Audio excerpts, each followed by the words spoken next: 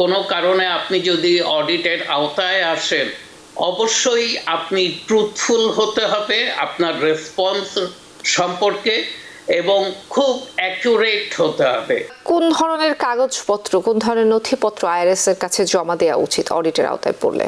By law আমাদেরকে কিন্তু 3 বছর আমাদের ডকুমেন্টস রাখতে হয়। কেউ যদি আসলে অডিটের আওতায় পড়েই যায়, অডিটের নোটিশ পেয়েই যায়, তাহলে প্রথমেই একজন ট্যাক্স পেয়ারের কি করা উচিত? আইআরএস 3 ভাবে অডিট করে থাকে। একটা হচ্ছে করসপন্ডেন্স অডিট। আইআরএস চিঠি দিবে এবং পার্টিকুলার কোনো প্রশ্ন ওদের থাকে রিটার্ন সম্পর্কে, কোনো জায়গাটা ওদের কাছে পরিষ্কার না অথবা ওরা সন্দেহজনক মনে করলে সেই আইটেমটা সম্পর্কে ওরা প্রশ্ন করে এবং চিঠি দিয়ে জানাবে এবং there will be a deadline যে এই দিনের মধ্যে সেটাকে রেসপন্স করতে হবে। তো সর্বপ্রথম আমরা যেটা রিকমেন্ড করে থাকি, কোনো কারণে আপনি যদি অডিটের আওতায় আসেন, অবশ্যই আপনি ট্রুথফুল হতে হবে আপনার রেসপন্স সম্পর্কে এবং খুব অ্যাকুরেট হতে হবে।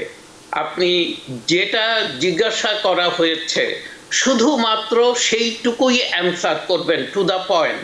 আপনি নতুন কোনো দরজা খুলবেন না। অনেকে অ্যান্সার করতে গিয়ে অথবা চিঠি লিখতে গিয়ে আইআরএস এর রেসপন্স করতে গিয়ে এমন কিছু বাড়তি কথা বলে বসে যে হয়তো আরো কিছু অডিটের রাস্তা ওপেন হয়ে গেল। ওর জন্য আমরা বলি রেসপন্সটা কুইক হতে হবে, টু দ্য পয়েন্ট হতে হবে এবং ট্রুথফুলনেস এবং অ্যাকুরেট হতে হবে। আপনি যত তাড়াতাড়ি এগুলোর উত্তর দিবেন তত তাড়াতাড়ি এই অডিট শেষ হওয়ার সুযোগ থাকে। আর আপনি যদি এটাকে লিঙ্গার করেন, কোনো কারণে স্ক্র্যাম্বল করেন, রেসপন্স করতে ডিলে করেন, আপনি কিন্তু আইআরএস এর যে এজেন্ট তাকে সুযোগ করে দিচ্ছেন to go deep into your tax return. তো সেটা কখনোই উচিত হবে না। এখানে সব সময় অ্যাকুরেটলি, কারেক্টলি শুধু যেটা জানতে চেয়েছে সেটুকুই উত্তর দিবেন এবং সাথে যদি কোনো ব্যাকআপ ডকুমেন্টস থাকে সেটাও আইআরএসকে পাঠিয়ে দিবেন অন টাইম। জি, কোন ধরনের কাগজপত্র, কোন ধরনের নথিপত্র আইআরএস এর কাছে জমা দেওয়া উচিত অডিটের আওতায় পড়লে? সেটাই বলছিলাম যে আইআরএস যেই প্রশ্নটা করেছে, ধরেন একটু আগে বলছিলাম আমার চ্যারিটেবল কন্ট্রিবিউশন নিয়েই প্রশ্ন উঠেছে এবং সেই জায়গাটায় আইআরএস জানতে চাচ্ছে যে আমাকে বলছে যে তুমি যে $10,000 কন্ট্রিবিউট করেছো এটার সাপোর্টিং ডকুমেন্টস পাঠাও। আমি যদি চ্যারিটেবল ডোনেশন করে থাকি, আমরা সকলেই জানি অথবা আমাদের জানা উচিত যে it has to be to a not for profit organization এবং that organization has to be in USA. আমাদের অনেক ট্যাক্স পেয়ার এসে বলে থাকে যে আমি বাংলাদেশে অথবা বাইরে কোথাও টাকা দিয়েছি এই চ্যারিটির জন্য, সেগুলো কিন্তু ডিডাক্টেবল নয় কিছু লিমিটেশন ছাড়া। দু একটা দেশে কিছু অংশ ডিডাক্ট করা যায়, কানাডা, মেক্সিকো এবং ইসরায়েল। আদারওয়াইজ অন্য কোথাও কিন্তু এগুলো ডিডাক্টেবল নয়, এটা মাথায় রাখতে হবে।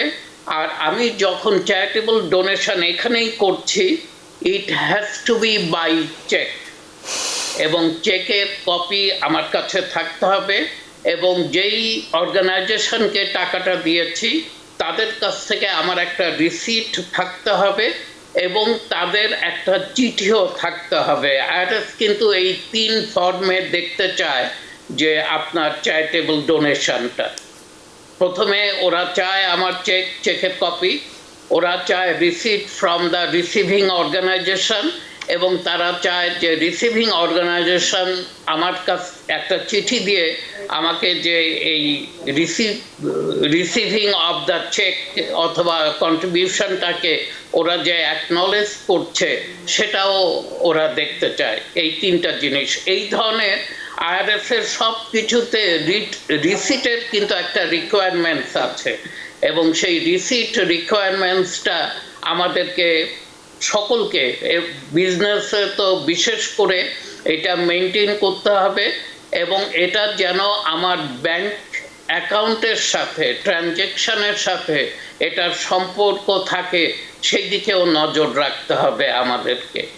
জি, আইআরএস যখন অডিট করে তখন আসলে কত বছর আগের পর্যন্ত তারা রেকর্ড কিংবা কাগজপত্র অডিটের আওতায় নিয়ে আসে? Very good question. এটা আমি কভার করতে চাচ্ছিলাম, ভালো হয়েছে কথাটা তোলার জন্য।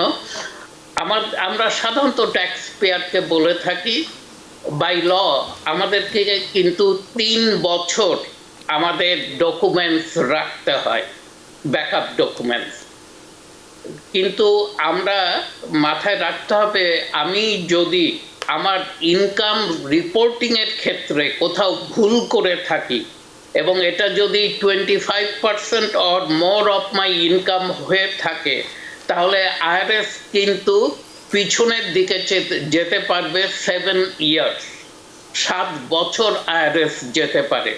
তো আমরা যদি রিয়েলি সব কিছু সঠিকভাবে তথ্য দিয়ে ফাইল করে থাকি তাহলে তো 3 ইয়ার্স।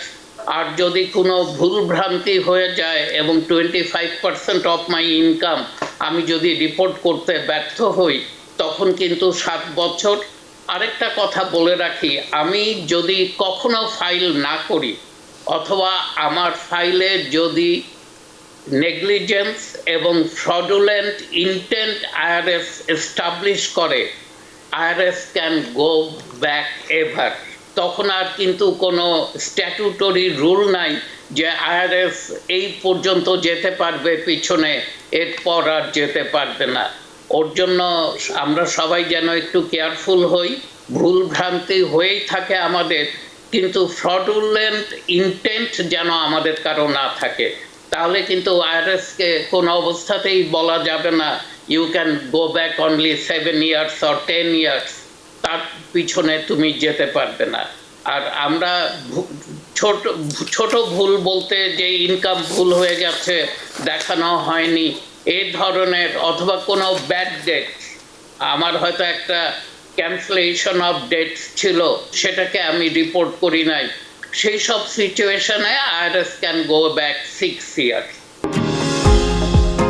নিউ ইয়র্ক থেকে সম্প্রচারিত TVN 24 টেলিভিশন বিশ্বজুড়ে বাঙালির কণ্ঠস্বর।